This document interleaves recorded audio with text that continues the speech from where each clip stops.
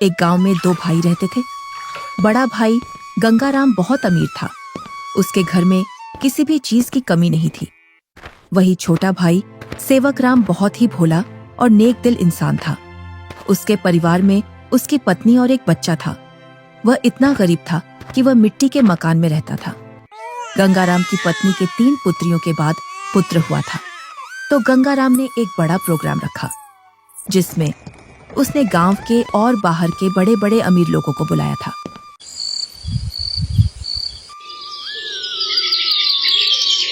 सुबह से ही गंगाराम के घर के चारों ओर चहल पहल थी। कहीं पकवान बन रहे थे, तो कहीं बच्चे खेल रहे थे और कहीं मेहमान आ रहे थे। गंगाराम के घर के चारों ओर खुशी का माहौल था।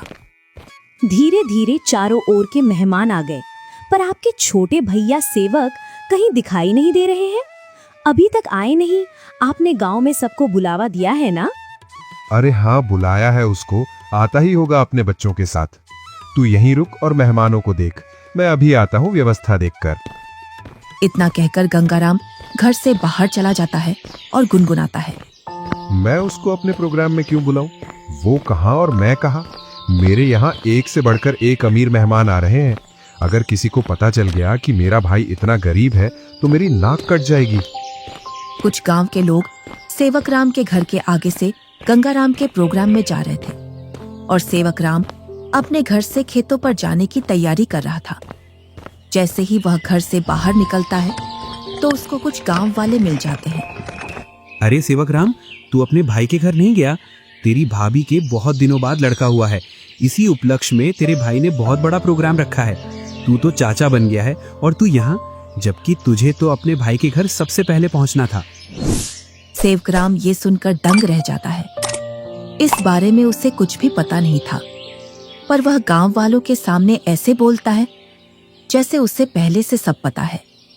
अरे हाँ भाई, मुझे भी जाना है। बस थोड़ा सा खेतों पर काम बचा है, उसको मैं पूरा करके आता हूँ। जल्दी काम पूरा करके आ भाई। सुना है भाई गंगाराम ने बहुत ही स्वादिष्ट पकवान बनवाए हैं और उसने खाने पर पूरे गांव को बुलाया है। हाँ, ये तो बड़ी ही अच्छी बात है। तुम लोग चलो, मैं आता हूँ। जैसे ही गांव वाले वहां से निकल जाते हैं तो सेवकराम का मुंह उतर जाता है। ये तो बहुत खुशी की बात है, पर इसके बारे में तो मुझे कुछ पता ही नहीं है।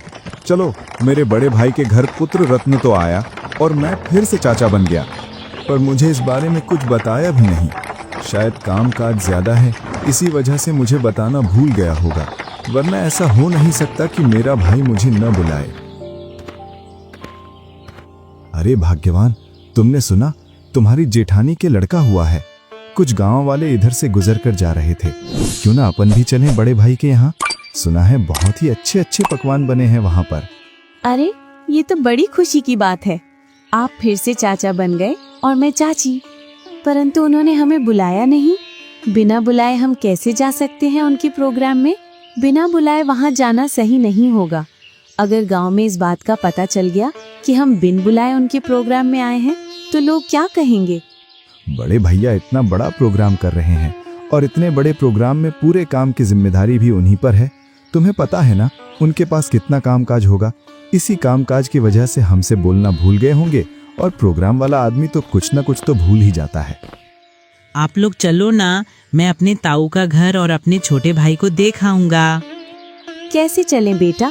मन तो मेरा भी बहुत कर रहा है जाने को, पर उन्होंने हमें प्रोग्राम का निमंत्रण भी नहीं दिया और ना ही हमसे बोला। उन्होंने फिर किस मुंह से उनके प्रोग्राम में जाएं? क्या हम अपने छोटे भाई से मिलने नहीं जाएंगे पापा? क्यों नहीं, हम जरूर चलेंगे आपके छोटे भाई से मिलने के लिए।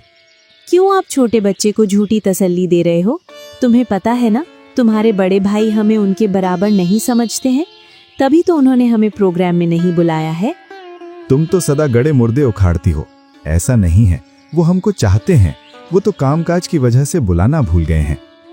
तुम्हें लग रहा है कि भैया तुम्हें बुलाना भूल गए हैं, तो तुम जाओ। बिन बुलाए मैं नहीं जाने वाली कहीं।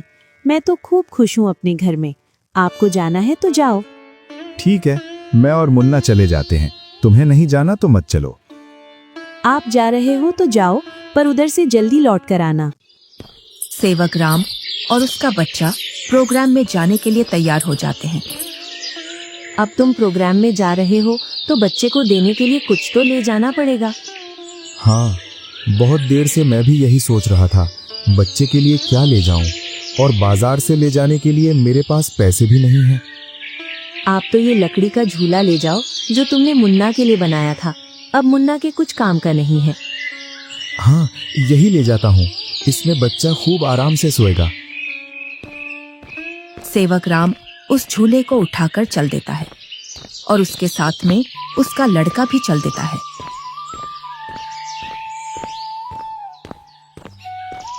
थोड़ी देर बाद दोनों प्रोग्राम में पहुंच जाते हैं।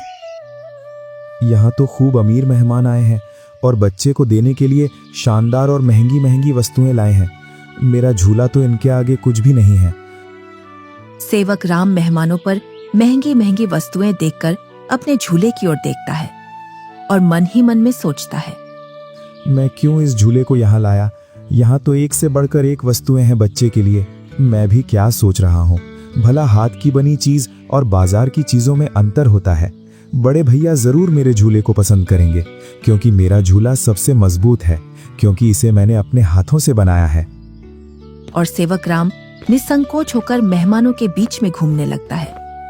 वह देखता है कि उसके बड़े भैया और भाभी मेहमानों का स्वागत कर रहे थे।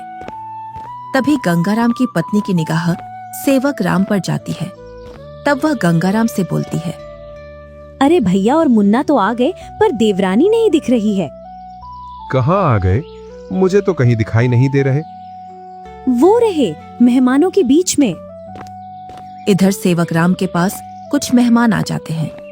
उसकी वेशभूषा देखकर मेहमान सेवक राम से पूछते हैं, अरे तुम कौन हो और ये कैसी वेशभूषा पहनकर आए हो और ये लकड़ी का झूला लेकर आए हो इस जमाने में?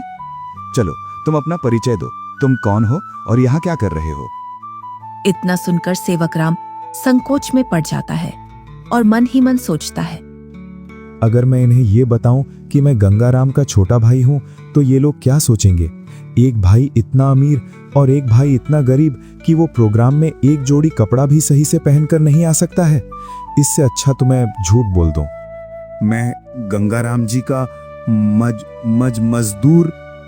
अरे तुम इतना क्यों घबरा रहे हो? डरो मत, बेझिझक होकर बोलो। गंगाराम जी का मैं मजदूर मैं छोटा भाई हूँ। वह बहुत कोशिश करता है झूठ बोलने की, लेकिन उसके मुंह से सच निकल जाता है। क्या बोल रहे हो?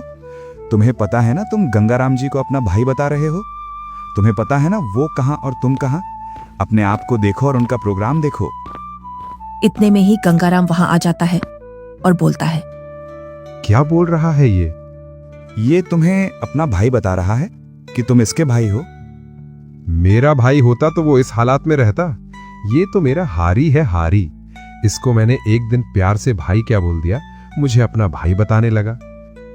इतना सुनकर सेवक राम अपना सिर झुका लेता है। आप प्रोग्राम का आनंद लीजिए। चलो मैं और मेहमानों से मिलता हूँ। जी आप मिलिए, हम भी और परिचितों से मिल लेते हैं। चलो तुम यहाँ से बाहर चलो, मुझे तुमसे कुछ बात करनी है। दोनों भाई एकांत में चले जाते हैं। जब तुम्हें पता है मेरे यहाँ एक से बढ़कर एक मेहमान आए हैं, फिर भी तू प्रोग्राम में घुस आया मेरी नाक कटवाने के लिए। और ये क्या लेकर आया है मेरे लड़के के लिए? लकड़ी का झूला। इस झूले में सोएगा मेरा लड़का। मेरा लड़का तो मखमल के झूले में सोएगा। किसमें? मखमल के झूले में। जा यहाँ से, मुझे दिख मत जाना अब इस प्रोग्राम में। अगर कुछ खाना बचेगा तो मैं सुबह भिजवा दूंगा तेरे घर पर। और हाँ, साथ में अपने लड़के को भी ले जाना यहाँ से। मुन्ना की माँ ठीक बोल रही थी कि बिन बुलाए वहां मत जाओ। मेरी ही गलती है जो मैं बिन बुलाए यहाँ आ गया। सेवक राम अपने बच्चे को लेकर अपने घर की ओर चल देता है, बड़े ही उदास मन से। इतने में ही बच्चा बोलता है, पापा, हम छोटे भैया से भी तो नहीं मिले और आप इतनी जल्दी घर चल रहे हो। सेवक राम थोड़ी हिम्मत करके अपने लड़के से बोलता है, बेटा हम शाम को आएंगे। खेतों पर कुछ काम बाकी रह गया था, वो मुझे याद आ गया है। उसे करके मैं आ जाऊंगा। उसके बाद चलेंगे हम तेरे छोटे भाई से मिलने के लिए। दोनों घर पहुंच जाते हैं। मुन्ना घर से बाहर बच्चों के साथ खेलने के लिए चला जाता है। इधर सेवक राम अपनी पत्नी को पूरी घटना सुना देता है और उसकी आंखों से आंसू छलक जाते हैं। पता नहीं ईश्वर की कैसी लीला है, आज भाई ने भाई को पहचानने से मना कर दिया। आप रोइए मत, ईश्वर एक दिन सब ठीक कर देगा। ईश्वर को भाइयों के बीच में इतना फासला भी नहीं रखना चाहिए कि वे एक दूसरे से ही दूर हो जाए। आप इतना दुख मत मनाइए, सब ठीक हो जाएगा। आप बस ईश्वर पर विश्वास रखिए। तीनों सो जाते हैं।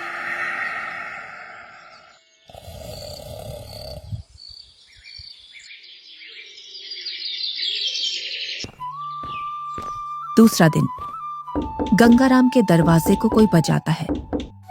पता नहीं अब कौन आ गया।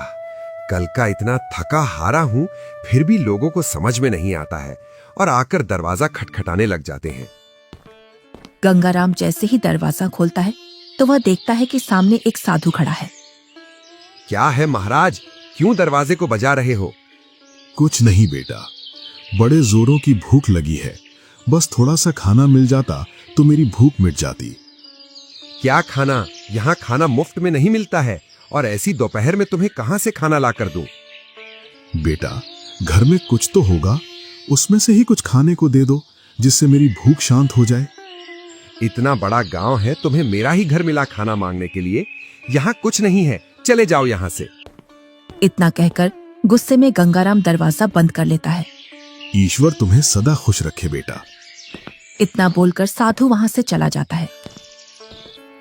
इधर गंगाराम की पत्नी गंगाराम से पूछती है, कौन आया था दरवाजे पर जो तुम इतने जोर से उस पर चिल्ला रहे थे?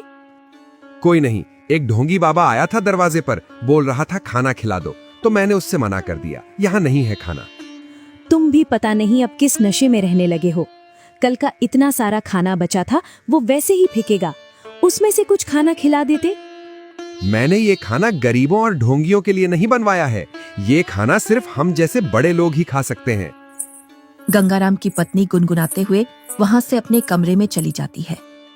इनको तो पता नहीं अब किस बात का नशा आने लगा है, सीधे मुंह अब किसी से बात ही नहीं करते हैं। इधर साधु सेवक राम के घर के सामने पहुंच जाता है और बाहर से आवाज लगाता है, अरे घर में कोई है? अरे घर में कोई है? आवाज सुनकर सेवक राम घर में से बाहर निकल आता है। साधु को देखकर बोलता है, जी साधु महाराज, बताइए मैं आपकी क्या सेवा करूं? कुछ नहीं बेटा, बहुत तेज भूख लगी है।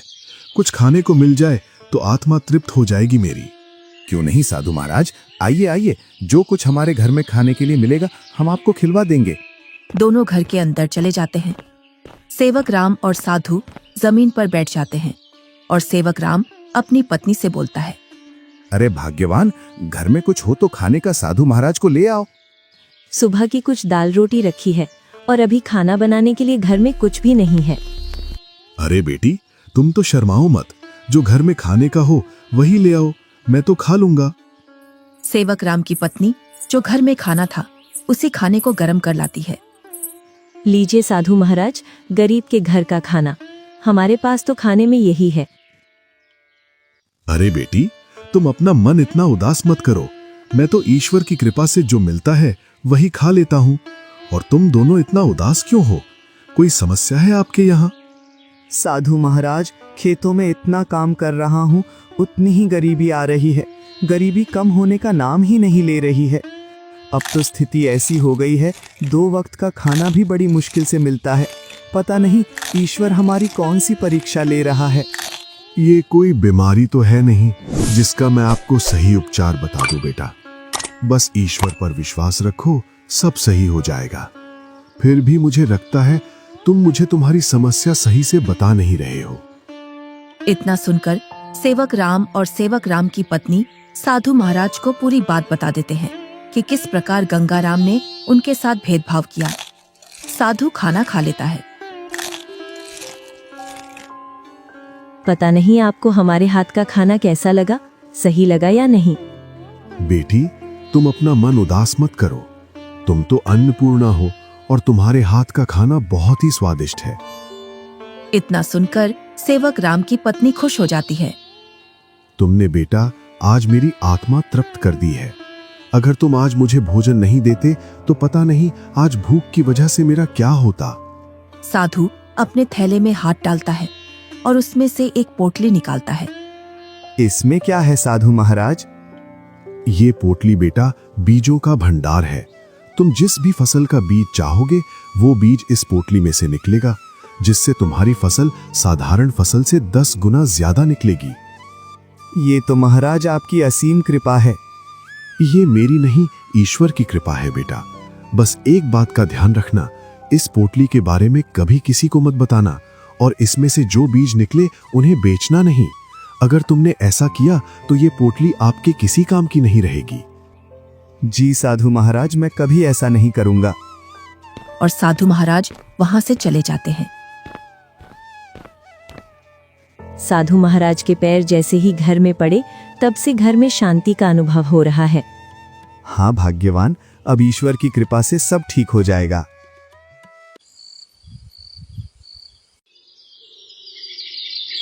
जैसे ही सेवक राम ने अपने खेतों में उन बीजों की बुआई की तो चारों ओर सेवक राम की फसल के ही चर्चे थे।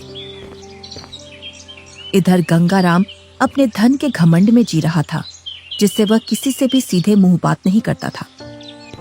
इधर सेवक राम की संपत्ति बढ़ रही थी और गंगाराम की घट रही थी, और इसी के साथ गंगाराम के घर में अशांति भी बढ़ रही थी।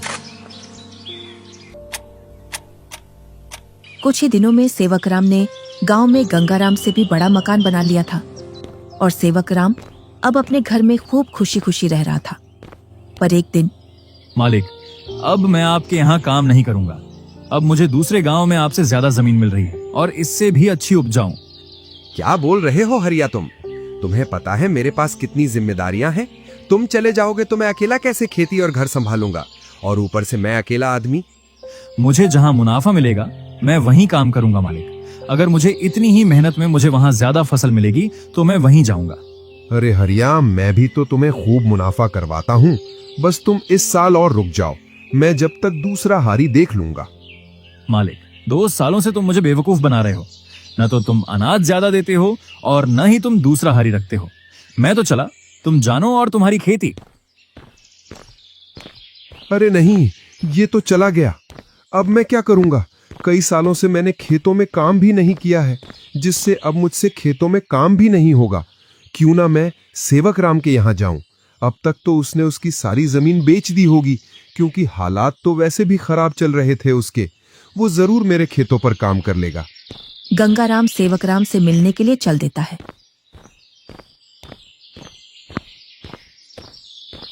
जैसे ही वह उसके घर के सामने पहुंचता है तो वह सेवक राम के घर को ढूंढने के लिए उस मोहल्ले में चारों ओर घूम जाता है। इधर ही थी उसकी झोपड़ी, पता नहीं किधर गई। बहुत देर से ढूंढ रहा हूं, मिल नहीं रही है। तभी वहां से एक गांव का व्यक्ति गुजर कर जा रहा था तो गंगाराम उस व्यक्ति से पूछता है, अरे भैया, सेवक राम की झोपड़ी थी यहाँ, वो कहाँ है? कितने दिनों बाद आ रहे हो भैया इधर? शादी के बाद अब आया हूँ इधर। इसीलिए तो तुम्हें वो झोपड़ी नहीं मिल रही है। अरे भैया, तुम जो सामने मकान देख रहे हो बहुमंजिला, यही घर है सेवक राम का। ये कैसे हो सकता है? 2 साल पहले तो ये गरीब हुआ करता था। हाँ भैया, 2 साल पहले गांव में सबसे गरीब व्यक्ति यही था। पता नहीं भैया, इसने खेतों में कौन सा खाद डाला है जिससे इसकी पैदावार सबसे ज्यादा निकलती है। घर बताने के लिए बहुत बहुत धन्यवाद। और गंगाराम उस घर के अंदर चला जाता है। जैसे ही सेवक राम अपने बड़े भैया को घर के अंदर देखता है तो वह बहुत खुश होता है। अरे मुन्ना की माँ, वो देखो हमारे घर में कौन आया है। बड़े भैया, आओ भैया बैठो। अरे, तुमने इतना शानदार घर कैसे बनाया? तुमने तो पूरा ही नक्शा बदल दिया। बहुत ही शानदार घर बनाया है। कहीं तुमने चोरी चपाटी करके तो ये घर नहीं बनाया? नहीं भैया, मैंने कोई चोरी नहीं की है। ये तो मैंने अपनी मेहनत से बनाया है। ऐसी मेहनत तो तू पहले भी करता था, पर पहले तो तूने ऐसा मकान बनाया ही नहीं। भैया, आपसे क्या छुपाना, जब आपका प्रोग्राम था उसके एक दिन बाद हमारे घर पर एक साधु आया था। उसको हमने पेट भर खाना खिलाया था। आज उनके आशीर्वाद की वजह से ये सब है हमारे पास। इतना सुनकर गंगाराम का सिर घूम जाता है और उसकी आंखों तले सब सीन आ जाता है कि किस प्रकार उसने उस साधु को भगाया था। वो साधु तो सबसे पहले मेरे घर आया था, इसका मतलब ये सारा धन मेरा हुआ। क्या बोल रहे हो भैया? ये तो मैंने अपनी मेहनत से खड़ा किया है, ना कि जादू से। ये सब तुझे साधु के आने बाद ही मिला है ना? तो इस गांव में सबसे पहले साधु मेरे घर आया था। अगर मैं उसे खाना खिला देता तो ये सारी संपत्ति मेरी होती। इसका मतलब तूने मेरे अधिकार की संपत्ति छीनी है। ये तुम मुझ पर गलत इल्जाम लगा रहे हो भैया। मैं उस साधु को ढूंढ कर लाता हूँ और साधु से तेरे सामने बुलवाता हूँ कि इस संपत्ति पर किसका हक है। और गुस्से में गंगाराम वहां से निकल जाता है। कई दिनों तक वह उस साधु को खोजता है। बड़ी मुश्किल से एक जंगल में तपस्या करते हुए वह साधु मिल जाता है। साधु महाराज प्रणाम। कौन हो बेटा जो तुम मेरी तपस्या में व्यवधान डाल रहे हो? मैं गंगाराम हूँ। आज से 2 वर्ष पूर्व तुम मेरे घर आए थे खाना खाने के लिए, जब तुम्हें जोरों की भूख लग रही थी। तुम तो वही हो ना जिसने खाना देने से मना कर दिया था। हाँ, पर उस संपत्ति पर पहला हक मेरा बनता है जो तुम मेरे भाई को देकर आए हो, क्योंकि तुम खाना मांगने सबसे पहले मेरे घर आए थे। कौन सी संपत्ति? मैंने तो उसे सिर्फ आशीर्वाद दिया था, क्योंकि उसने बड़े ही सम्मान के साथ खाना खिलाया था, और वो धन तो उसकी मेहनत और ईमानदारी का फल है। इतना सुनकर गंगाराम गुस्से में साधु से बोलता है, साधु, तुम मेरे साथ अन्याय कर रहे हो, क्योंकि उसकी संपत्ति पर पहला अधिकार मेरा है, क्योंकि तुम सबसे पहले मेरे द्वार पर आए थे। अगर तुम मुझे ये पहले ही बता देते कि मैं तुझे और भी अमीर बना दूंगा, तो मैं तुम्हें उससे भी अच्छा भोजन कराता। उसने क्या खिलाया होगा आपको? सूखी रोटी? गंगाराम साधु से बहुत वाद विवाद करता है और गुस्से में साधु से बोलता है, जिससे साधु को क्रोध आ जाता है। बालक, तुमने मेरी सब्र की सीमा खत्म कर दी है। तुम मेरे श्राप से अब बच नहीं सकते हो। इतना सुनकर गंगाराम के होश उड़ जाते हैं। इतने में ही सेवक राम और गंगाराम की पत्नी आ जाती है। क्षमा कीजिए साधु महाराज, क्षमा कीजिए। अरे बेटी, तुम क्यों माफी मांग रही हो? मेरे पति थोड़े उग्र हैं, उनको पता नहीं है किससे कैसे बात करना है। इतना सुनकर गंगाराम भी माफी मांग लेता है। गंगाराम, अभी तक तुम्हारा जो घर चल रहा था वो तुम्हारी पत्नी के निर्मल भाव की वजह से चल रहा था। अब तुम अपने लालच को छोड़ दो और दोनों भाई साथ साथ रहो, क्योंकि तुम्हारा छोटा भाई बहुत ही ईमानदार है। जी साधु महाराज। तुम्हें कैसे पता चला मैं यहाँ हूँ? आप जिस दिन साधु महाराज की खोज में निकले, उसी दिन भैया मेरे पास पहुँच गए थे और उन्होंने आपके बारे में मुझे सब बता दिया था। भाई हो तो तेरे जैसा, मेरे जैसा भाई किसी को भी नहीं मिले।